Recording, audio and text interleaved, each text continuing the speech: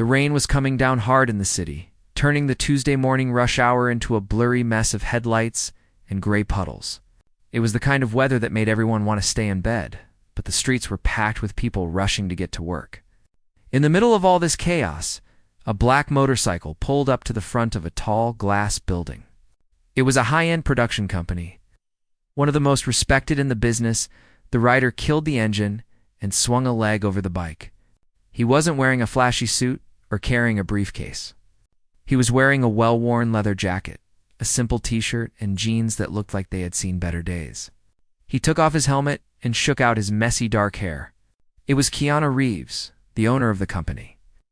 But to the people rushing past him on the sidewalk, it was just another guy getting off a bike in the rain. Keanu didn't mind the anonymity. In fact, he usually preferred it. He liked being able to blend into the crowd, to watch the world go by without being stopped for selfies or autographs. He secured his helmet to the bike and walked toward the entrance. He had a meeting scheduled with his executive team at 9 a.m. It was an important meeting about the direction of the company's next big project. But Keanu wasn't nervous. He was ready to work. He walked through the revolving doors and into the lobby. It was a huge space with marble floors and high ceilings that echoed with the sound of clicking heels and shouting phones. The air inside was cool and smelled faintly of expensive coffee and cleaning products. Keanu walked toward the security desk, his boots squeaking slightly on the wet floor. There was a security guard standing there, a big man with a stern face who was busy looking at a monitor. Keanu stood there for a moment, waiting to be acknowledged. He gave a polite nod. "Good morning," he said softly. The guard didn't even look up. He just grunted something unintelligible and kept staring at the screen. He waved a hand dismissively toward the metal detectors, as if Keanu was just another obstacle in his morning. Keanu didn't get angry. He just smiled a little to himself and walked through. He was used to this.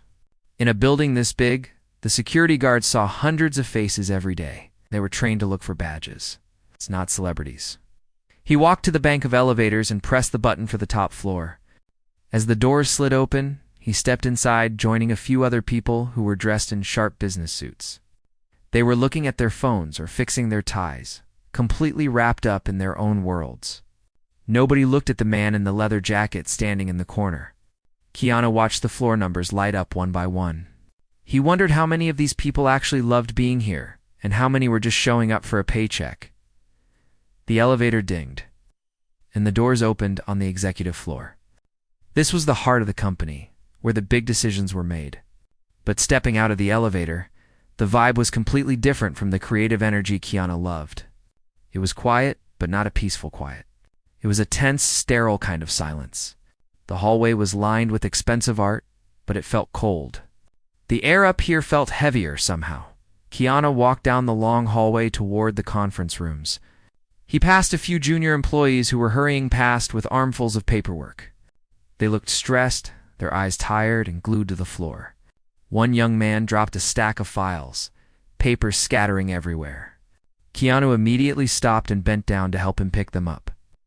"Here, let me give you a hand," Keanu said, gathering the papers. The young man looked startled, then confused. He mumbled a quick thanks and grabbed the papers, hurrying away without even making eye contact. He was probably terrified of being seen talking to a stranger in the hallway. Keanu watched him go, sighing softly. It felt like the soul of the place had been drained away. Everyone seemed afraid of making a mistake, afraid of the people in charge. He finally reached the large double doors at the end of the hall. This was the main executive suite. Outside, there was a large mahogany desk where the executive assistant sat. This was the gatekeeper, the person who controlled who got in to see the bosses. Today, a young woman with a headset was sitting there. She was typing furiously on her keyboard, her eyes darting between two computer screens. Keanu walked up to the desk and waited. She didn't stop typing. He waited another moment, thinking she would finish her sentence. The keyboard clacking sound was the only noise in the hallway. After a full minute went by, he cleared his throat gently. "Excuse me," Keanu said. "I have a 9 o'clock meeting." The woman finally stopped typing, but she didn't turn her head to look at him. She just stared at her screen, looking annoyed that someone had interrupted her flow. Without looking at his face, she sighed, a long, dramatic exhale. "The executives are running behind," she snapped, her voice sharp and impatient. "They are very busy. You'll have to wait." She finally turned to look at him, but she didn't really see him. She looked at his jacket, his wet hair, and his casual clothes. In her mind, she had already categorized him. Maybe he was a delivery guy dropping off a package, or perhaps a driver waiting to pick someone up. He certainly didn't look like someone who belonged on the executive floor. "Go sit over there," she said, pointing a manicured finger toward a row of cheap plastic chairs against the far wall. "Don't make noise. And don't come up here unless they call you." Keanu didn't argue. He didn't say, "But I'm Keanu Reeves." He didn't pull rank. He just nodded. "Okay," he said simply. He walked over to the row of chairs. They were uncomfortable, designed for short waits, not for sitting and thinking. He sat down, resting his helmet on his lap. From where he sat, he could see through the glass walls of the main boardroom. Inside, there was a long table made of polished wood. There were platters of bagels and fruit on the table, along with pitchers of water and coffee. The executives were already in there. There were about 6 or 7 of them, men and women dressed in suits that probably cost more than the average person's car. They weren't working, though. They were laughing. One of them was telling a story, gesturing wildly with a half-eaten bagel in his hand. Another was leaning back in his leather chair, scrolling through his phone with a smirk on his face. Keanu looked at his watch. It was 9:15 a.m. They were 15 minutes late. Outside the glass wall, the world was quiet and tense. Inside, they were enjoying a party. The assistant at the desk went back to typing, ignoring him completely. Keanu leaned back against the hard plastic chair, crossing his arms. He wasn't angry, not yet. He was just observing. He watched the people he had trusted to run his company, the people who were supposed to share his vision, treat their time like a joke while the rest of the building. Stressed out, he looked around the waiting area. On the wall, there was a framed poster of the company's first big hit, a film Keanu had poured his heart into. It felt like a ghost watching over him, reminding him of what this place used to be. The contrast between the mission statement on the wall, "Respect the art, respect the people," and the scene playing out in front of him was impossible to ignore. He sat there, a quiet figure in a noisy, arrogant world. And he waited to see just how long they would disrespect their own boss before he finally did something about it. The minutes dragged on, turning the quiet waiting area into a suffocating box of tension. The cheap plastic chair was doing Keanu's back no favors, and the air in the hallway felt stale and recycled. He shifted his weight, trying to find a comfortable spot, but there wasn't one. Every time he moved, the chair let out a faint creak that seemed to echo loudly in the silent corridor. Drawing a sharp look from the assistant at the front desk, she was still typing furiously, acting as if he was nothing more than a piece of furniture she had to tolerate through the thick glass walls of the conference room. The scene had shifted from professional to pathetic. It was now 9:45 a.m. The meeting was supposed to be well underway. Important decisions were supposed to be made. But inside that room, it looked like a break room at a country club.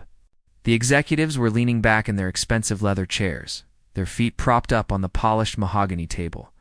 They weren't discussing scripts or budgets. One of the men was showing something on his phone to the others, and they were laughing hysterically, throwing their heads back. Keanu watched them with a calm but heavy heart. He recognized these people. He had hired some of them personally. He remembered shaking their hands, looking into their eyes, and trusting them with the company he had built from scratch. They had promised him passion. They had promised him integrity. But looking at them now, stuffing their faces with expensive pastries and ignoring the world outside, he realized those promises were empty. They were drunk on power, treating the company like their personal piggy bank rather than a creative home for artists. Outside the glass, the atmosphere was the complete opposite. A young woman, obviously an assistant or a junior coordinator, walked down the hallway carrying a heavy tray of water, carafes, and glasses. She looked terrified. She was walking on eggshells, her eyes wide with anxiety. As she passed the waiting area, she almost tripped, but she caught herself, terrified that making noise would get her in trouble. She looked at Keanu sitting there, offering a weak, apologetic smile, as if she was sorry that he had to wait too. Keanu gave her a reassuring nod, trying to tell her without words that it was okay. But it wasn't okay. The fear in her eyes was proof that the culture here had turned toxic. Just then, the door to the conference room swung open. A tall man in a suit that looked tailored to perfection stepped out. He was one of the junior executives, a guy who had been hired recently to head up a new department. He looked stressed, wiping a crumb off his tie, but he also walked with a strut, like he owned the place. He walked right past the assistant at the desk without acknowledging her and headed straight for the kitchenette down the hall. He walked back a moment later with a fresh cup of coffee in his hand. As he passed the waiting area, he finally noticed Keanu sitting there. The executive stopped in his tracks. He looked Keanu up and down, taking in the wet hair, the old jacket, and the helmet resting on his lap. There was no recognition in his eyes, only a look of annoyance. "Hey," the executive said, clicking his fingers to get Keanu's attention. Keanu looked up slowly. "Yes." "You can't wait here?" the executive said, his voice dripping with condescension. "This is a restricted area for high-level staff. If you're waiting for a delivery pickup, go around to the back dock. You're blocking the view." Keanu didn't flinch. He held the man's gaze. "I have a meeting in there," he said, nodding toward the glass room. The executive let out a short, mocking laugh. "Right, look, buddy, I don't know who told you that, but the people in that room are busy. They don't have time for walk-ins. Do us all a favor and disappear before I call security." He took a sip of his coffee, smirking, waiting for Keanu to scramble away. But Keanu didn't move. He just sat there, looking at this man who represented everything that was wrong with the company. This was someone who worked for him, someone whose salary he paid. And yet he was treating a stranger, treating him like dirt. It wasn't just rude, it was cruel. And it was a clear sign that this arrogance went all the way from the top down. "I'll wait here," Keanu said, his voice quiet but firm. "Fine," the executive scoffed, rolling his eyes. "But don't say I didn't warn you. If you get kicked out, don't come crying to me." The executive turned and walked back into the conference room, leaving the door slightly ajar behind him. As he walked in, the laughter inside stopped for a second, then started up again, perhaps louder than before. They were in their own little bubble, protected by the glass, completely cut off from the reality of the hard work happening in the rest of the building. Keanu looked at his watch again. It was 9:55 a.m. He had been sitting there for almost an hour. He watched the assistant at the desk pick up the phone. She was whispering, glancing over at him nervously. She was probably calling her boss, the senior executive, to tell him that the guy in the lobby was still there and refusing to leave. He took a deep breath. The patience he was famous for, the calm demeanor that everyone talked about in interviews, was beginning to wear thin. Not because he was personally offended by the wait, he didn't care about his own comfort, but he cared about the disrespect. He thought about the young girl with the water tray, too scared to even breathe loudly. He thought about the junior executive who thought it was okay to bully a stranger. And most of all, he thought about the vision he had for this place of art and collaboration, and how these people were destroying it. The rain was still beating against the windows of the skyscraper, a rhythmic drumming that matched the heavy feeling in Keanu's chest. He watched the senior executive, the man leading the meeting, stand up. The older man walked over to the glass wall and looked out into the hallway. He didn't see Keanu sitting there. He just looked right through him, staring at the reflection of himself in the glass, fixing his hair. It was a perfect metaphor for how they ran the company. They only saw themselves. Keanu stood up. The movement was slow, deliberate.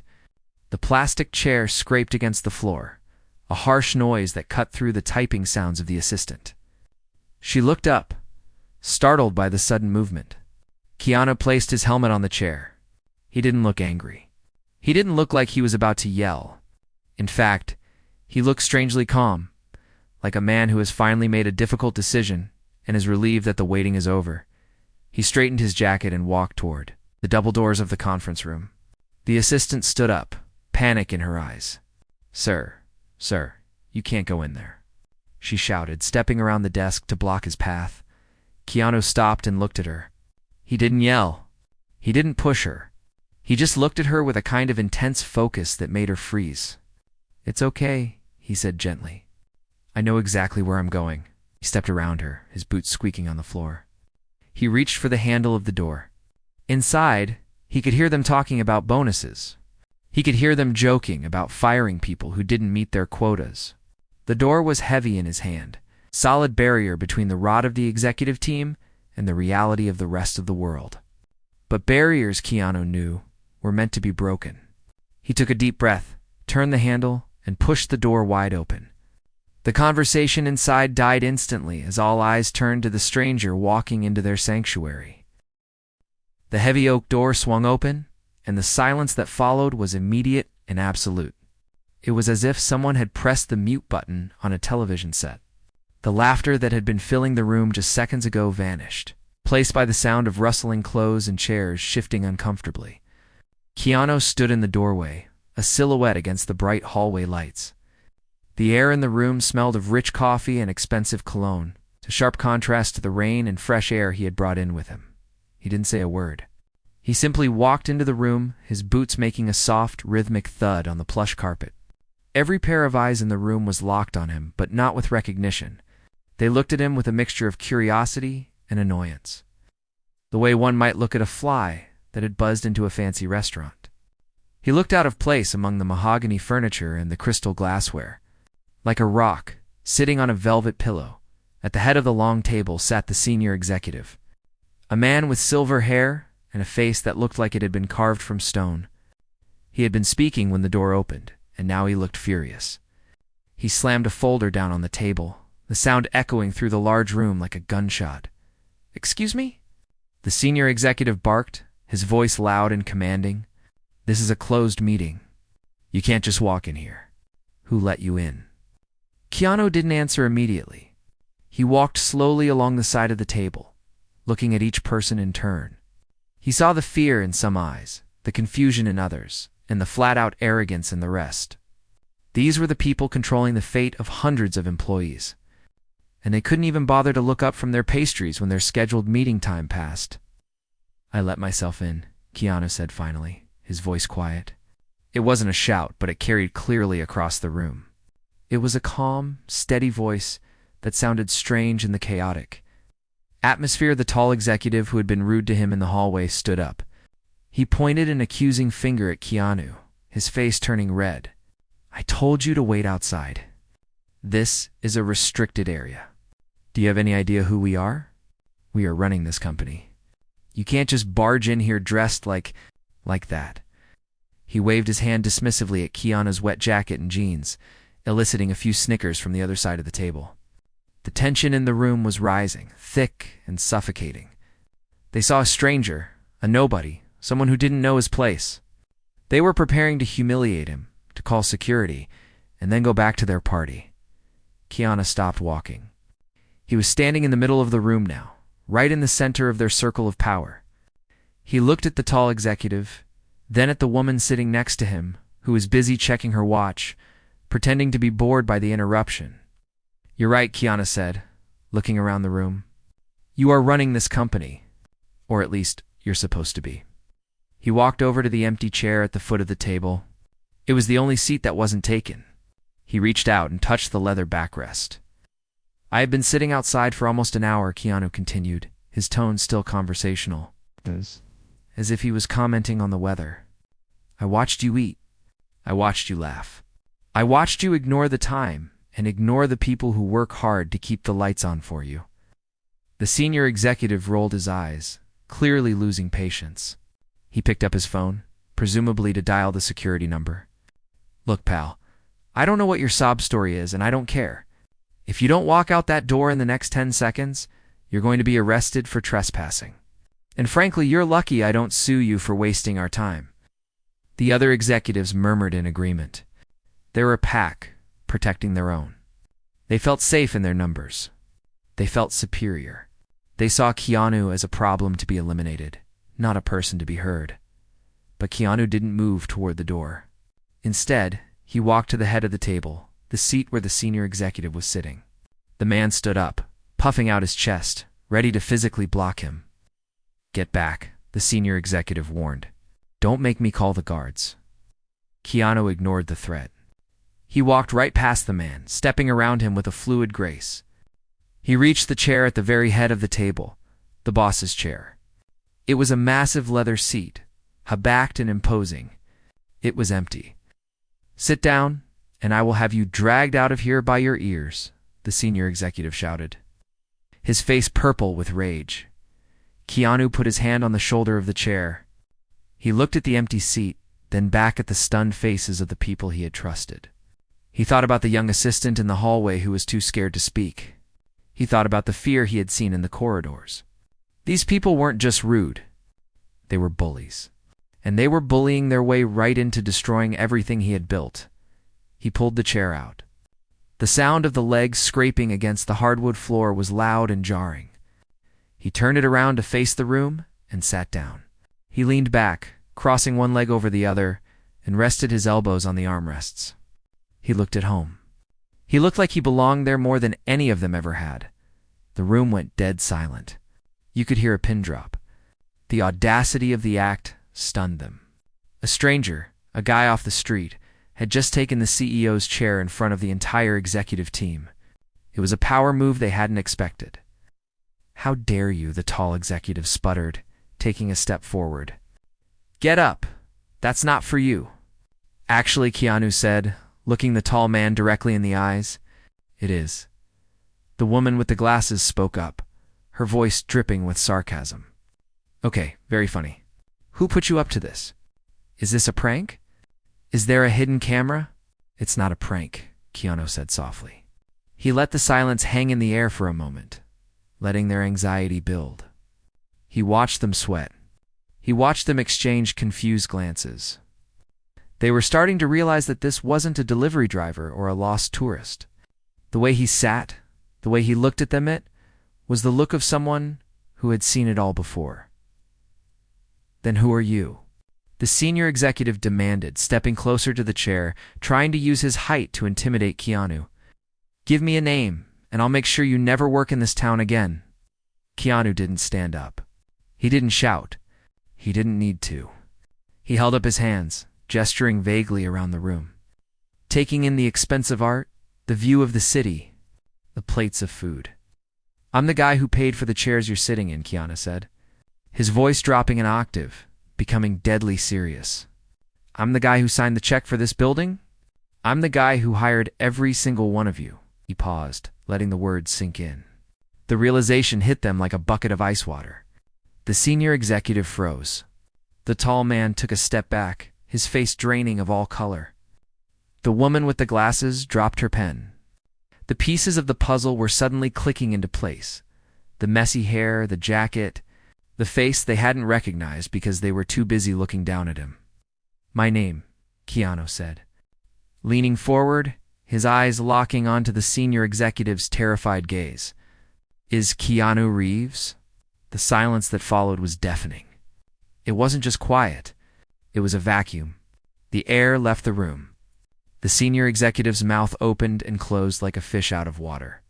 The tall executive looked like he was going to be sick. They were looking at the movie star, the action hero, the man they had seen on posters and in magazines. But mostly, they were looking at their boss. The boss they had kept waiting in the rain. The boss they had insulted. The boss they had just threatened to call security on.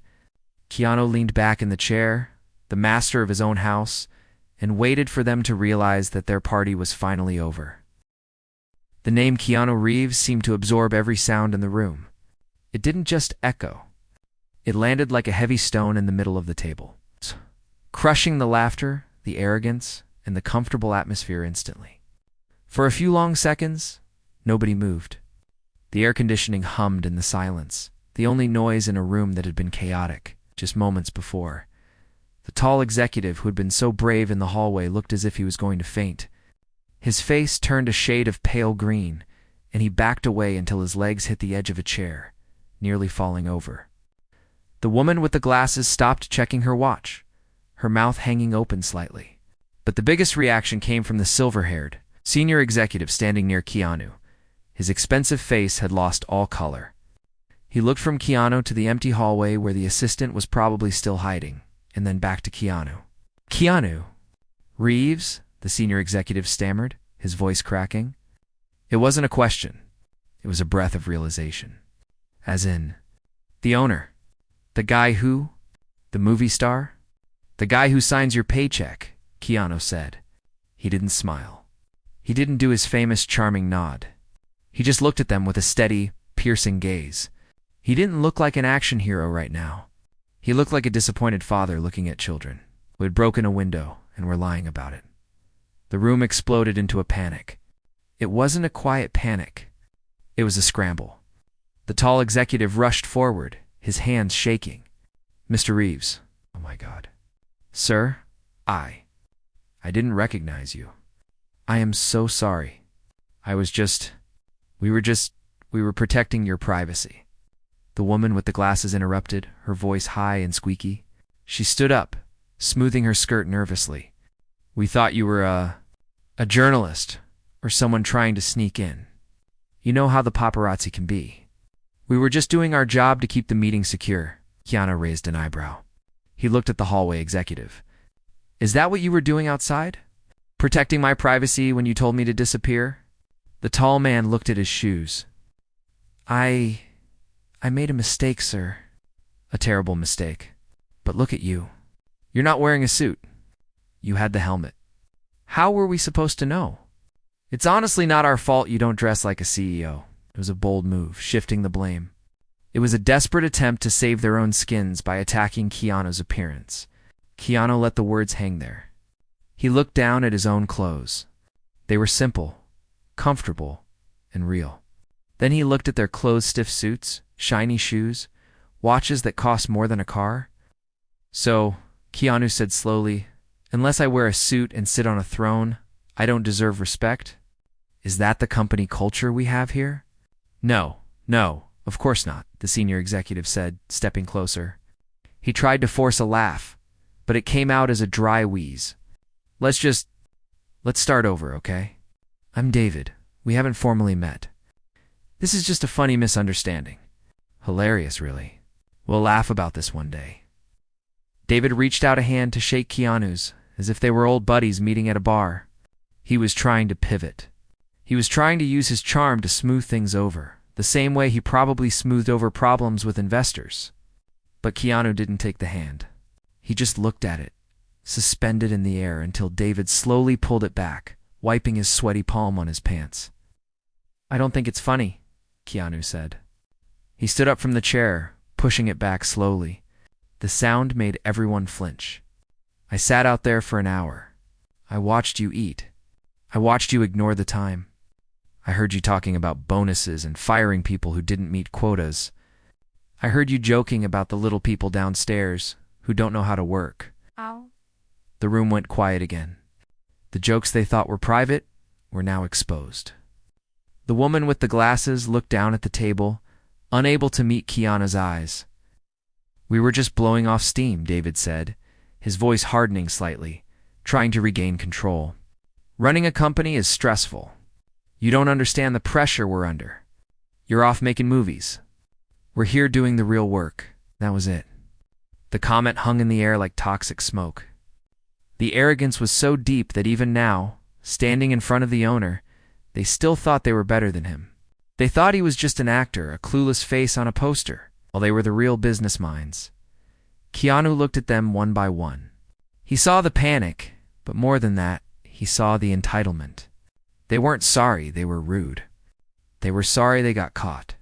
They were terrified of losing their money, their status, and their power. They didn't care about the art, or the employees, or the mission. They only cared about themselves. He walked to the window. It was still raining outside, the gray clouds blocking out the sun. The city looked cold from up here. He thought about the people in the lobby, the security guard, the junior assistants. He realized that firing a few people wouldn't fix this. The problem wasn't just one bad apple. The whole barrel was rotten. The culture had turned into a machine that crushed people. He had built a home for creativity, and these people had turned it into a fortress for their egos. Keanu turned back to face them. He put his hands in his pockets. He didn't look angry. He looked calm, resolved. The panic in the room reached its peak as they saw the look in his eyes. It was the look of someone making a final decision. "I called this meeting because I wanted to talk about the future," Keanu said, his voice soft but cutting through the tension like a knife. "I wanted to ask how we could make better movies, how we could treat the crew better, but I don't need to ask anymore. I can see the future just by looking at you." "Sir, please," David said, his voice trembling. "Let's sit down. We can order fresh coffee. We can have a real meeting. I can explain everything." Keanu shook his head slowly. "You already explained everything.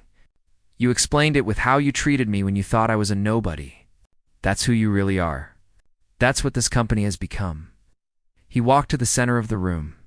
"I'm not looking for an apology. I'm not looking for a bribe. And I'm definitely not looking for a partnership with people who have no respect for the human beings walking through those doors." The executives looked at each other, the realization starting to dawn on them. This wasn't a negotiation. This wasn't a teachable moment where they would get a slap on the wrist and go back to work. The ground beneath them was shifting, and there was nothing they could grab onto to stop it. "You can't do this," David whispered, but the fight was gone from his voice. He sounded scared. "You can't just—" "I can," Keanu said simply. "And I'm going to—" He took a deep breath. The silence in the room was heavy, suffocating. The executives stood frozen, waiting for the axe to fall. Keanu looked at the table with all its pastries and papers and projections. Then he looked up at them, his face unreadable. "I was going to talk about strategy," Keanu said. "But the only strategy we need right now is a clean slate." The room was so quiet you could hear the hum of the refrigerator unit in the corner. Keanu stood still, his hands resting on the back of the leather chair he had just vacated. He looked at the row of terrified faces staring back at him. These were people who were used to being in control. People who spent their days firing others and cutting budgets without a second thought. But now, the tables had turned, and they didn't know how to handle it. "I'm not going to yell," Keanu said, his voice steady and calm, which somehow made it scarier. "I'm not going to insult you. The way you treated me today was bad enough, but honestly, I can handle it. I'm a big guy. I've been through worse. But what I can't handle is what you've done to this place." He walked around the table, stopping next to the woman with the glasses. She wouldn't look at him. She was staring at her hands, which were trembling in her lap. "I built this company because I wanted to create something real," Keanu continued. "I wanted a place where people loved coming to work. A place where ideas mattered more than suits. But somewhere along the way, you lost that. You stopped caring about the art and started caring about your ego. You treat the people in this building like they are invisible. You treat the staff like they are servants. And that ends right now." David, the silver-haired executive, finally found his voice. He tried to stand up straight, to regain some of his lost dignity. "Look, Mr. Reeves," he said, his voice shaky. "We can change. We can fix the culture. You don't have to do anything drastic. Let's take a breath. We can have a workshop. We can hire a consultant." Keanu shook his head slowly. A small, sad smile touched his lips. "David, you don't get it? You are the problem. You aren't the solution. You can't fix a culture when the people leading it are the ones breaking it." He stopped at the head of the table and looked at all of them. "I want you to listen to me very closely, because I am only going to say this once." The executives leaned in, some holding their breath, hoping for a reprieve, a second chance. "You are all fired," Keanu said. The word hit the room like a physical blow. It wasn't loud, but the impact was massive. The woman with the glasses gasped. The tall executive slumped back in his chair as if all the bones had been removed from his body. "Every single one of you," Keanu added, his voice dropping an octave. "Effective immediately." "You can't be serious," David stammered, his face turning a beet red. "You can't fire the whole executive team? Who's going to run the company? Do you know how much chaos that will cause?" "I'll run it," Keanu said simply. "Or maybe the receptionist will.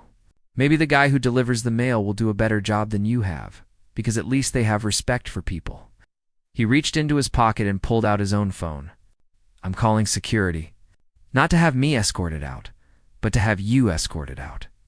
I want your badges on the table. I want your key cards. I want you out of this building within the hour." "This is illegal," David shouted, standing up and knocking his chair over. "You can't just—" "I can," Keanu interrupted. "Check your contracts. I own the majority share. This is my company, and I'm taking it back." He looked at them, his gaze unflinching. "Put your keys on the table now." For a moment, nobody moved. They looked at each other, waiting for someone else to be the first to break, hoping it was all a bad dream. But Keanu just stood there waiting. He wasn't angry. He was resolute. He was a rock in a river of panic. Slowly, the tall executive stood up. He looked defeated. He unclipped his lanyard and dropped his security badge onto the mahogany table. It made a sharp clack sound. That was the sound of the spell breaking. One by one, the others stood up. The woman with the glasses wiped a tear from her eye before dropping her key card. A younger executive, who hadn't said a word the whole time, gently placed his badge down and whispered, "I'm sorry." The table was covered in plastic cards and keys.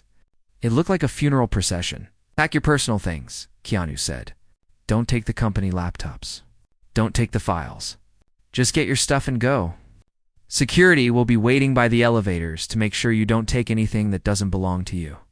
And if I hear that you are rude to the security guards on your way out, I will sue you for everything you have. Do you understand me?" They nodded silently. They looked like a group of children who had just been sent to the principal's office for the last time. They filed out of the room, heads down, avoiding eye contact with each other. David was the last to leave. He stopped at the door, looking back at Keanu with a mix of hatred and pure fear. "Regret this," David hissed. "You have no idea how to run a business. You're just an actor." Keanu met his glare with a calm, cool look. "I know how to treat people, David, and that's more important than knowing how to read a spreadsheet. Goodbye." David walked out, the heavy door clicking shut behind him. The room was empty again, save for Keanu and the pile of badges on the table. Keanu let out a long breath he felt like he'd been holding for an hour. He walked over to the window and looked out at the city. The rain was finally starting to slow down, and a tiny patch of blue sky was trying to break through the clouds. It felt like a sign. He turned and walked out of the boardroom, leaving the badges and the bad vibes behind him in that sterile glass box. As he walked down the hallway toward the lobby, he felt the atmosphere of the entire floor shift. It felt lighter. The tension was draining out of the carpet and the walls. When he reached the front desk, the young assistant was still sitting there. She looked terrified. She had obviously heard the shouting, or maybe security had already radioed down that the executives were being marched out. She stood up as Keanu approached, her hands shaking. Mr. Reeves," she whispered, her voice barely audible. I didn't know it was you."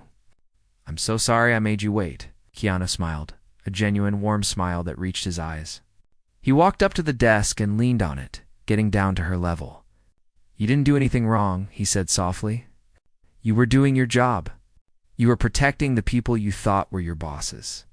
I respect that." She looked like she might cry with relief. "Thank you," she said.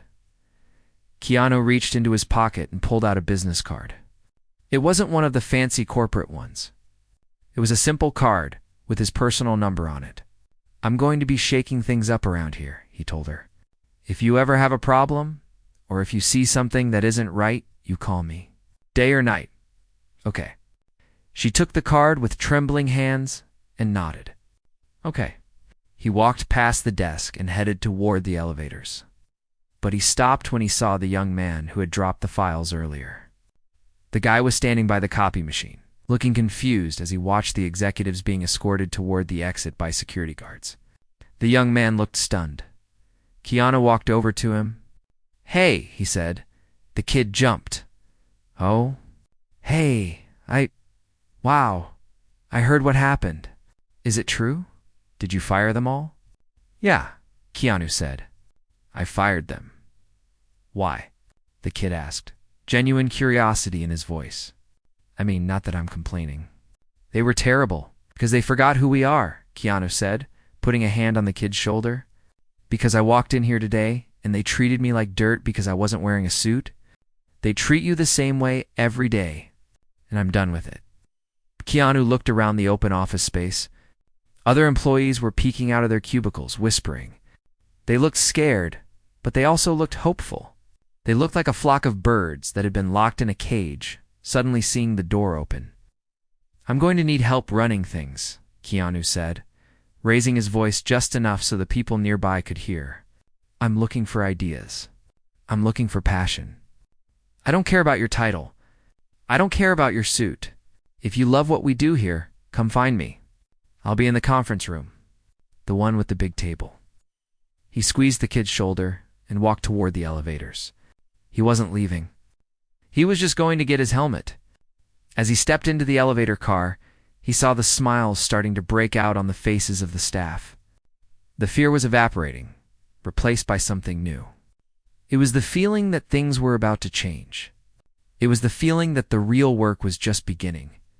Keanu pressed the button to go back down to the lobby to get his gear, ready to come back up and start building his company all over again, the right way this time. The doors closed, and for the first time in a long time, the building felt alive.